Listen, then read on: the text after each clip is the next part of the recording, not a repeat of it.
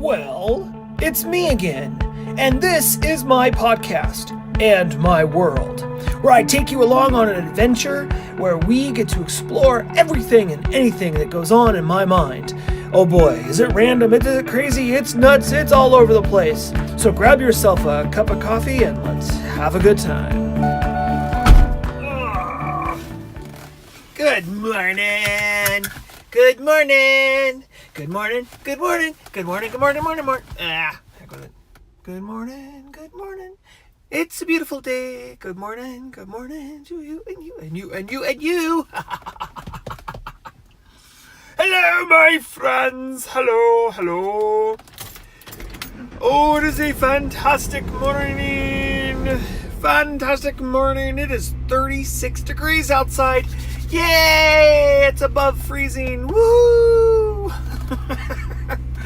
It's still cold though. I'm still waiting for the 55, 60s. I think we got up to 58. 48 yesterday. Got me my coffee. I love coffee. There's something about coffee that just wakes me up in the morning. Hello, my friends. Hello, it's me again. Oh, and today is something completely different. Matter of fact, I'm kind of drawing a blank on what we should talk about today. Yeah. So I just got done, not recently, or just recently here. Just got done filming just a few little seconds, like 45 seconds, 43 seconds, less than a minute of my lemon pepper. I hope you all got to see that. That thing is amazing. So, all right, let me tell you something about this lemon pepper that I have now that's growing. I planted it from seed last year. I knew what it was when I planted it, and then somehow I lost track of what it was while it was growing. And so I planted it out in the yard for the fun of it with another one that I kind of lost. Planted it out in the yard for the fun of it, and it grew, didn't know what it was going to be. It was a mystery. And then it became a lemon pepper. And so I'm like, oh, that's so cool.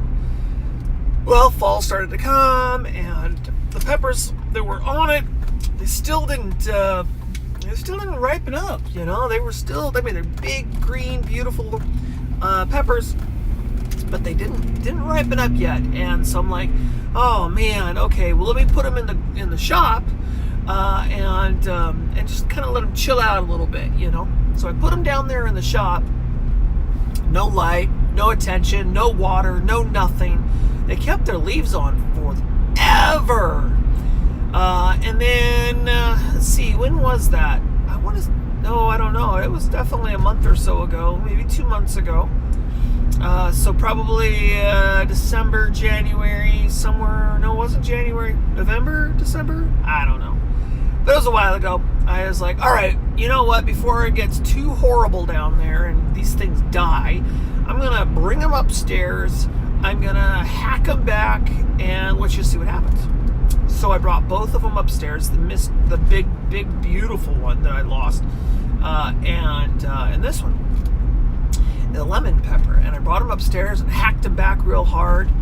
And I noticed after probably about about a week, I guess it was about a week, after them being upstairs with the grow lights and being watered and all that kind of stuff, that the lemon pepper one was starting to grow again. And I was like, oh, wow, really? Oh, that's awesome. And of course, you know, I was able to harvest the lemon peppers off of them. And so I cut them back really hard. But as you saw in that little video update there, they have little stems coming off of everywhere. It is going to be so super thick. So I'm just going to let it grow for a while, probably until it warms up. Probably see if I can get it to keep going until about May or June. And that's a long time, by the way. That's a long time to keep a pepper plant in the house and happy. long time. Pepper plants, they like their full sun. They like to be nice and warm. They do not like to be cooped up in the house. But I've got it in a 5-gallon bucket, and I've got some mulch on top of it, some wood chips on top. And as the wood chips degrade and fall apart, they feed the soil. Now, those wood chips have been on top of there since last year, so they're doing pretty good. And I've got to pay attention to the subtleties, because I'll tell you, lemon peppers are very touchy, and you have to be very vigilant. When they will tell you that they're thirsty, and if you ignore them for like 2 hours too long, they're dead. It's just something I've just learned, over the last couple of years. You have to water them like crazy. They love their water, and so, but you don't want them sitting in solid water either. You want the soil to be just perfect. And of course, in the house, they dry up. The pots, it doesn't really matter what size they are, they dry up, and they dry up fast. Peppers just don't seem to be perfectly stable. There's a couple of guys, actually a group here on YouTube that are amazing, and unfortunately they do this Monday meetups, and I miss it every frickin' time, because it's just, the scheduling is just not right. It doesn't work out for my schedule. I try to make it, but it just doesn't work. But these guys are awesome, and they also, it's a kind of a balancing act, to make sure that you're doing good. That everything's balanced right. It's like nutrients, for instance. If you're doing hydroponics or the Cracky system or something like that, you got to make sure your pH is right, your nutrients right. You got to keep these perfect balance of what's going on. And in soil is no different. You want to make sure it's also got the nutrients and that kind of stuff, but you have a little bit more stability with it, I think. If you start off with a good blended soil to begin with, good quality, you'll do just fine. It's just, maintaining, for me anyways, it just comes out to maintaining my moisture levels. I'm pretty sad. I'm gonna be totally honest with you. I'm pretty sad. I had some really amazing peppers last year in my pepper shrine, and just one after another, they went away. They passed and then left. They made me really sad. I want to cry. But I was getting to the point where all these plants just kept coming into my life, and I was getting overran by plants, and I didn't know what to do anymore. But no fear, I'm gonna grow on. So I have made another executive decision, and it just seems like the closer it gets, the more I want to do it. So we're trying to move. We want to move this year, okay? And we want to move this spring is the goal.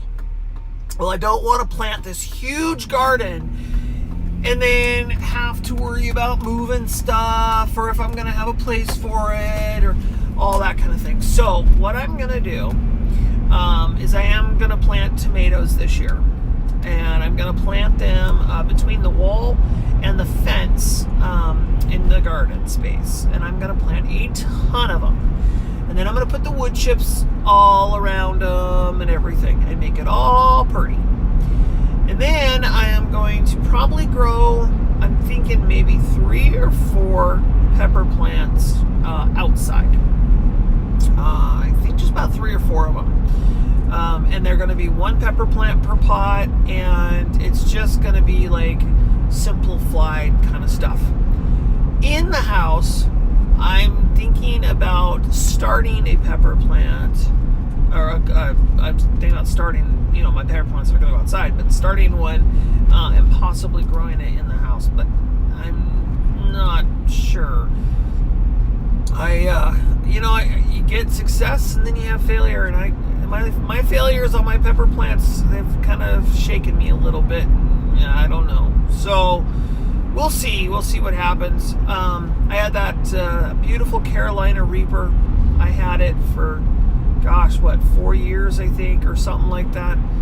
And losing her, that made my whole life my whole emotional life come crashing down.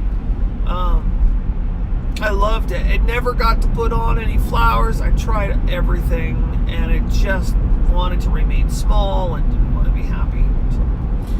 But that's kind of where I'm at. I'm thinking some sweet peppers, probably about, like I said, 4 or 5.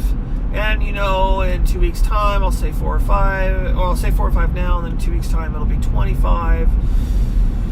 And this time next month, it'll be 50 plants. And come the end of May, middle to end of May, I'll end up saying, 170 plants, 180 plants, I can handle it. That's not a big deal. That's not very many. Yeah. So I'm kind of, honestly, I think let's have a little bit of reasoning here, right? And I know I'm being a little indecisive, but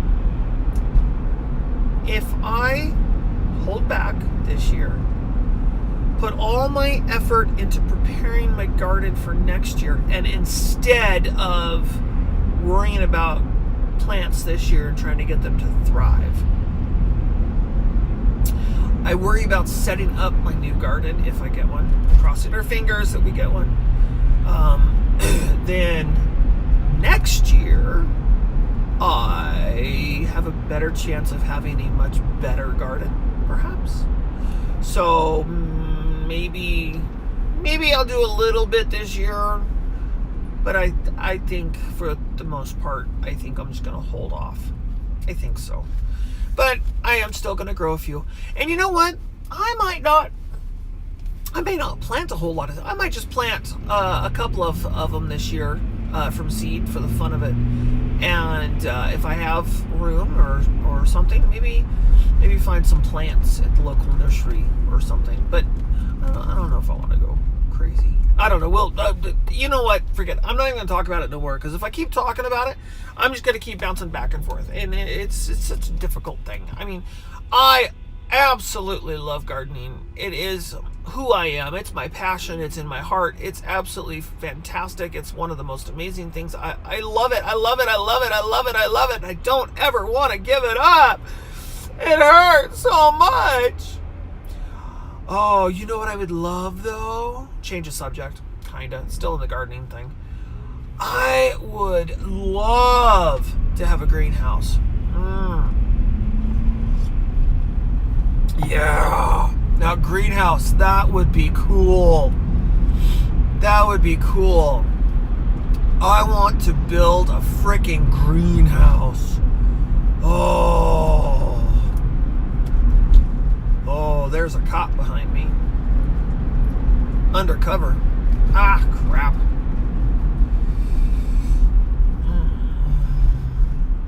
Oh, and he ran a red light to get up to stick with me. Oh, he's probably running my license plate right now. Probably gonna pull me over, and he's gonna be like, "Hey, guess what, dude? Guess what? I'm gonna give you a ticket." Yeah, probably. That's usually the way it works, right? Although I'm not doing anything wrong I'm aware of.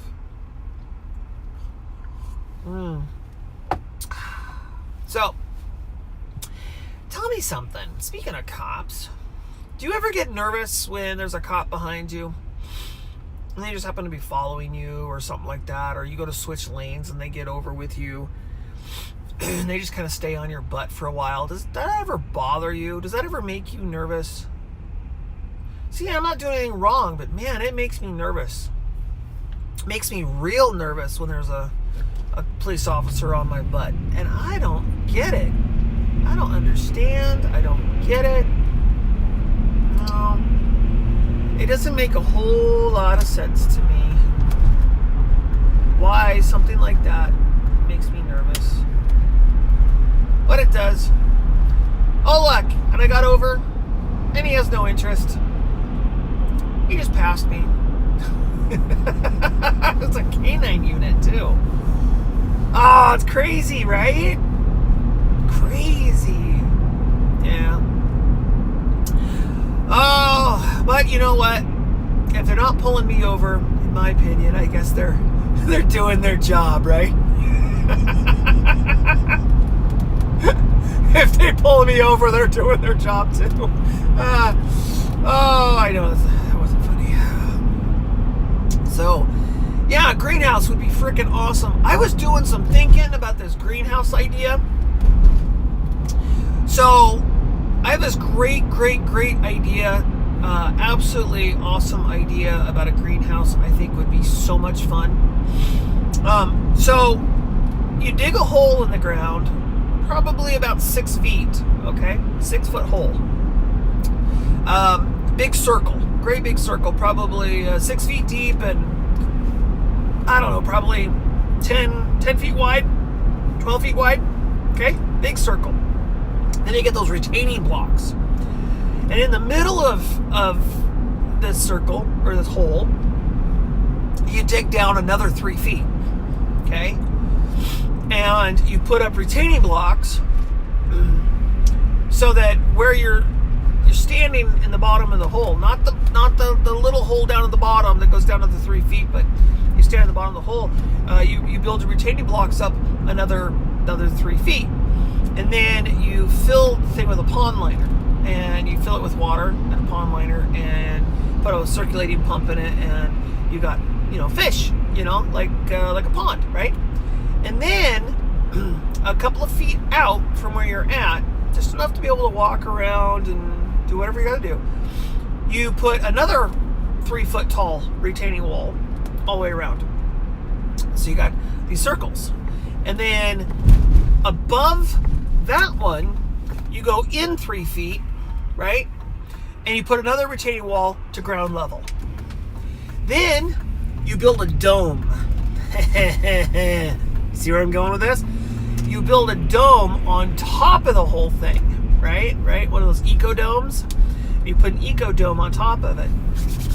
And I'm thinking, oh my gosh, that'd be so cool. Because being low into the ground, you have the ground temperature, which is an average of 55 degrees.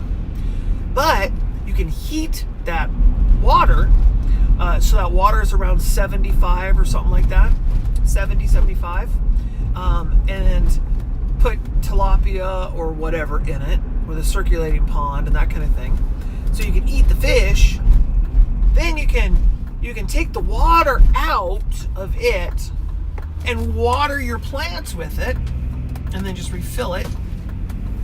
But it also helps keep the ecodome warm and humid enough. So if you wanted tropicals, you could put tropicals in there and all kinds of cool stuff. I was thinking, that'd be kind of cool. I don't know if I'd ever build it, but that'd be kind of cool. It'd be like one of those amazing, like, eco-domey things. It'd be cool. You have to admit, that would be kind of a cool idea. So, yeah, it's something I've been thinking about, for the last day or so. I was like, man, it just came to my mind. I was just like, ooh, that'd be a cool concept for, like, eco-dome or a thingamajiggy or whatever, that'd be kind of cool. But I want a greenhouse. I really want a greenhouse, especially, new garden, new yard, new this, new that. It'd be so cool to have a greenhouse. With a greenhouse, I can grow vegetables like an extra month ahead of time and take them into the fall an extra month and make sure it's really well insulated, almost thinking about using like, the proper windows and, wall construction and that kind of thing. But, oh man, the music started. All right. Y'all have yourselves a fantastic rest of your day. And until next time, see you real soon. Bye for now. This has been a Graham's World broadcast brought to you directly from Graham's mind. So stay tuned because there's more to come.